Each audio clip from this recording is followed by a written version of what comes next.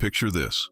You're standing in the middle of a storm, not the kind with rain and wind, but the kind that exists in the corridors of your mind. Everything around you is chaos. Your phone buzzes with another rejection email, your relationships feel strained, your future seems uncertain, and yet in the center of this mental hurricane, you remain completely still. Not numb, not defeated, but genuinely unshakable. This isn't fantasy. This is the reality available to anyone who understands what the ancient Stoics knew about the architecture of an unbreakable mind. For over 2,000 years, Stoic philosophy has been the secret weapon of emperors, slaves, soldiers, and scholars who faced unimaginable challenges and emerged not just intact, but stronger. Marcus Aurelius wrote his meditations while commanding armies and governing an empire during plague and war. Epictetus developed his teachings while living as a slave, physically disabled and powerless in every external way, yet mentally free in ways his masters could never comprehend. Seneca navigated the treacherous political waters of Nero's Rome, accumulating wisdom about resilience that would outlast the empire itself. Today we're going to explore 7 fundamental principles that these masters of mental fortitude used to build minds so resilient that external circumstances became almost irrelevant to their inner peace. These aren't positive thinking tricks or temporary motivational boosts. These are architectural principles for rebuilding your psychological foundation from the ground up. And if you find value in this exploration, I invite you to join our community by hitting that subscribe button and letting me know in the comments which principle resonates most deeply with your current life situation. Your engagement helps spread these timeless insights to others who might desperately need them. The first principle that creates mental unbreakability is what I call the Great Separation. The Stoics understood something profound about human suffering. Most of our pain doesn't come from what happens to us, but from our judgments about what happens to us. Epictetus taught that there are only 2 categories of things in existence, those within our control and those outside our control. This sounds simple, almost elementary, but when you truly internalize this distinction, it becomes the foundation of psychological invincibility. Think about your last moment of genuine distress. Perhaps it was a promotion you didn't receive, a relationship that ended, or a health scare that shook your sense of security. Now, examine that distress with surgical precision. How much of your suffering was actually caused by the event itself, and how much was caused by your interpretation of what that event meant about you, your future, or your worth? The Stoics discovered that events themselves are neutral. A rejection is simply information. A loss is simply change. A criticism is simply someone else's opinion. The emotional weight we assign to these events is entirely our creation. This doesn't mean becoming emotionally deadened or indifferent to life. It means recognizing that your peace of mind is not hostage to external circumstances.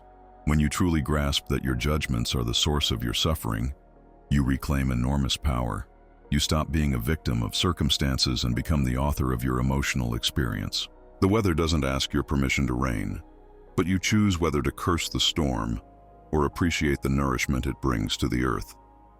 The second principle involves cultivating what the Stoics called the discipline of desire, but I prefer to think of it as the practice of elegant detachment. This is perhaps the most misunderstood aspect of Stoic philosophy. Many people confuse detachment with not caring, but authentic Stoic detachment is actually about caring so deeply about your inner state that you refuse to let external outcomes hijack your peace. Marcus Aurelius had a practice of morning reflection where he would remind himself that the day might bring encounters with difficult people, unexpected setbacks, and circumstances beyond his control. But rather than approaching this with dread, he approached it with a kind of philosophical curiosity. He knew that his character would be revealed not by what happened to him, but by how he chose to respond. This is the essence of elegant detachment, engaging fully with life while holding your identity and self-worth independent from outcomes. Consider how this transforms your relationship with failure. When you're elegantly detached, failure becomes data rather than identity. A business that doesn't succeed isn't a reflection of your worth as a person. It's information about market conditions, timing, or strategy. A relationship that ends isn't proof that you're unlovable. It's evidence that two people grew in different directions. This shift in perspective doesn't minimize the real sadness or disappointment you might feel, but it prevents these experiences from destroying your sense of self. The third principle is the cultivation of what I call philosophical immunity. Just as your body develops immunity to diseases by exposure to weakened versions of pathogens, your mind can develop immunity to emotional devastation through a practice the Stoics called premeditatio malorum, or the premeditation of evils. This isn't pessimism or catastrophic thinking. It's a deliberate mental exercise designed to build resilience and appreciation. Every morning, spend a few minutes contemplating the things you value most: your health, your relationships, your abilities, your possessions. Then, with the gentle curiosity of a scientist, imagine what your life would be like if you lost these things. Not in a way that creates anxiety, but in a way that builds appreciation and prepares you mentally for the impermanence that characterizes all human experience. The Stoics understood that much of our suffering comes from the shock of loss, the jarring recognition that something we took for granted is no longer available to us. When you regularly practice this mental rehearsal, several things happen. First, you develop a profound appreciation for what you currently have. The morning coffee tastes richer when you've contemplated a world without taste. The conversation with your spouse becomes more precious when you've imagined a world without their voice. Second, you build genuine resilience. When challenges actually arise, you're not caught completely off guard. You've already considered how you might navigate such circumstances with grace and dignity. This practice also reveals something beautiful about human adaptability. When you honestly imagine how you would handle various losses or setbacks, you often discover that you're far more resilient than you believed. You realize that while certain losses would be genuinely difficult, they wouldn't destroy your capacity for peace, growth, or contribution. This knowledge becomes a source of quiet confidence that no external circumstance can touch. The fourth principle involves developing what the Stoics called the inner citadel, an unassailable core of identity that remains stable regardless of external turbulence. This is perhaps the most sophisticated aspect of Stoic psychology, and it requires understanding the difference between your roles and your essence. You might be a parent, a professional, a friend, a community member, but these are roles you play, not the totality of who you are. Most people build their identity around their roles and circumstances. They are successful when their business thrives, valuable when others approve of them, worthy when their relationships are harmonious. But this creates enormous psychological vulnerability because roles and circumstances are inherently unstable. The Stoics discovered that true strength comes from anchoring your identity in something more fundamental: your capacity for virtue, wisdom, and conscious choice. Your inner citadel is built from your commitment to excellence of character rather than excellence of outcome. It's constructed from your dedication to responding to life with courage, justice, temperance, and wisdom, regardless of what life presents to you. This doesn't mean you don't care about outcomes or don't work toward goals. It means your sense of self-worth and inner peace doesn't fluctuate based on whether you achieve those goals. Think about someone you deeply admire, not for their achievements, but for their character. Chances are what you admire is their consistency, their integrity under pressure, their ability to remain themselves regardless of circumstances. They've built an inner citadel so strong that external events can't shake their fundamental sense of who they are. This is available to anyone willing to shift their focus from external validation to internal development. The fifth principle is the practice of present moment sovereignty. The Stoics understood that the present moment is the only arena where you have any actual power, yet most people spend their mental energy either rehashing the past or anxiously anticipating the future. This mental time travel is not only exhausting, but fundamentally disempowering because you're focusing your consciousness on realms where you have no influence. Marcus Aurelius wrote extensively about the discipline of the present moment.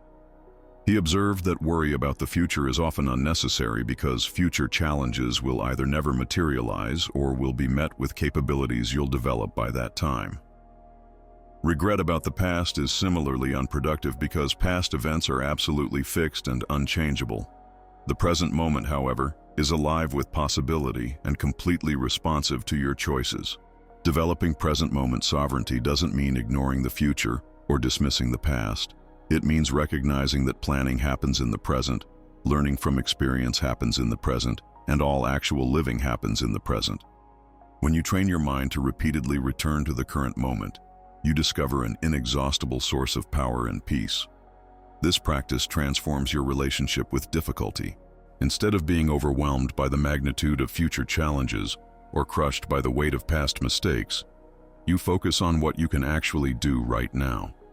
This moment, this choice, this response. Over time, this creates a kind of psychological momentum. Each present moment well lived builds confidence for the next present moment. The sixth principle involves cultivating what I call cosmic perspective, the ability to see your individual circumstances within the context of the vast sweep of human experience and natural order. The Stoics regularly practiced exercises designed to expand their perspective beyond their immediate concerns. They would contemplate the vastness of time, the infinite nature of space, and the brief but precious nature of human life. This isn't about making yourself feel small or insignificant. It's about right-sizing your problems and connecting with something larger than your individual ego. When you consider that countless humans have faced challenges similar to yours and found ways to not just survive but thrive, your current difficulties become less personally overwhelming. When you remember that your life is a brief but meaningful thread in an enormous tapestry of human experience, your individual setbacks lose some of their sting while your individual choices gain greater significance. Marcus Aurelius would regularly remind himself that emperors and slaves, philosophers and merchants all face the same fundamental human challenges, dealing with difficult people, managing their own emotions, and finding meaning in temporary existence. This perspective didn't diminish his sense of responsibility or his commitment to excellence. Instead, it freed him from the prison of thinking his problems were uniquely burdensome or that his circumstances were uniquely difficult. Cosmic perspective also connects you with a sense of purpose that transcends personal gain. When you see yourself as part of the larger human story, your individual actions take on greater meaning. Your commitment to virtue becomes a contribution to the collective human experiment in conscious living. Your resilience becomes an example for others who are struggling. Your growth becomes a gift to the broader community of seekers trying to live with wisdom and dignity. The seventh and final principle is the development of philosophical gratitude, which goes far deeper than simply counting your blessings.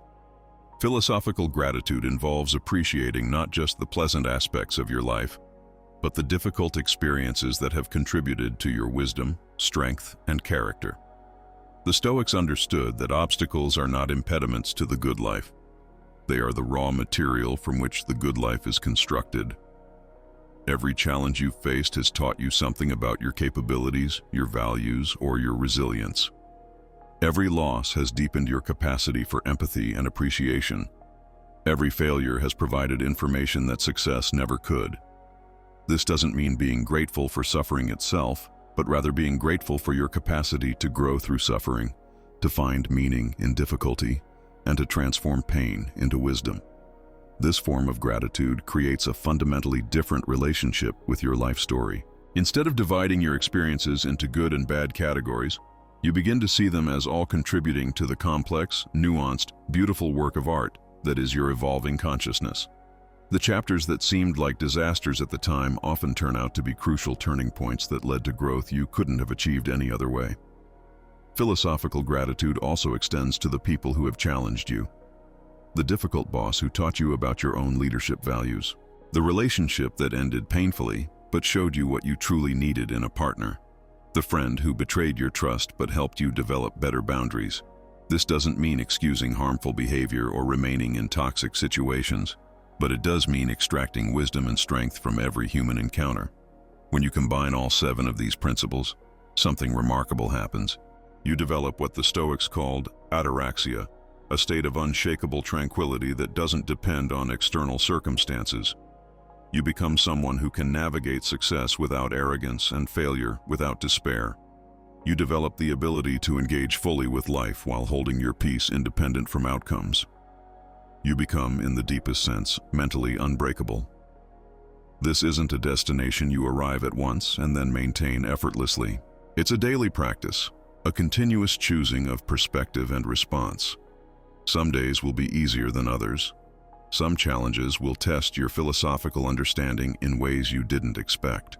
But each time you return to these principles, each time you choose the Stoic response over the reactive response, you strengthen the neural pathways of resilience. The beautiful thing about developing mental unbreakability through Stoic practice is that it benefits not just you, but everyone around you. When you're not constantly destabilized by circumstances, you become a source of stability for others. When you're not seeking validation or approval, you become genuinely available to serve and support. When you're not driven by fear or desperation, you make decisions from wisdom rather than anxiety. The ancient Stoics believed that philosophy was not an academic exercise, but a way of life, a practical discipline for navigating the complexities of human existence with grace and dignity. These 7 principles are not abstract concepts to be understood intellectually, but daily practices to be lived experientially. They are tools for building a mind so resilient that you can weather any storm while maintaining your essential humanity. As you begin to integrate these principles into your daily life, remember that transformation happens gradually, through consistent practice rather than dramatic revelation. Start with whichever principle resonates most strongly with your current situation. Practice it for a few weeks until it becomes more natural, then gradually incorporate the others. Pay attention to how your relationship with difficulty begins to shift. Notice how your capacity for peace becomes less dependent on external circumstances. The path of the Stoic is not about becoming cold or indifferent to life. It's about becoming so internally grounded that you can engage with life more fully, love more freely, and contribute more generously because your well-being doesn't depend on getting anything back. It's about developing such trust in your own resilience that you can take risks, face challenges, and embrace uncertainty with curiosity rather than fear. What would your life look like if you truly believed in your ability to handle whatever circumstances arise? What risks might you take? What dreams might you pursue? What service might you offer if you weren't constantly protecting yourself from potential emotional devastation? These are not rhetorical questions. They are invitations to examine the ways that fear of mental or emotional pain might be limiting your engagement with the fullness of human experience. The Stoics teach us that we already possess everything we need to live with dignity, purpose, and peace. We don't need perfect circumstances, universal approval, or guaranteed outcomes.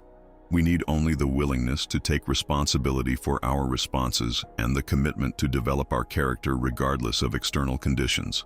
This is both humbling and incredibly empowering. It means that your happiness and peace are not hostage to factors beyond your control, but are available to you through the quality of your choices and the depth of your understanding. As we conclude this exploration, I want to leave you with a question that encapsulates the Stoic approach to mental resilience. What kind of person do you want to become through your response to the challenges currently in your life? Not what do you want to achieve, not what do you want to avoid, but who do you want to be in the process of facing whatever circumstances have presented themselves to you? Your answer to this question and your commitment to embodying that answer through daily practice is the foundation of genuine mental unbreakability.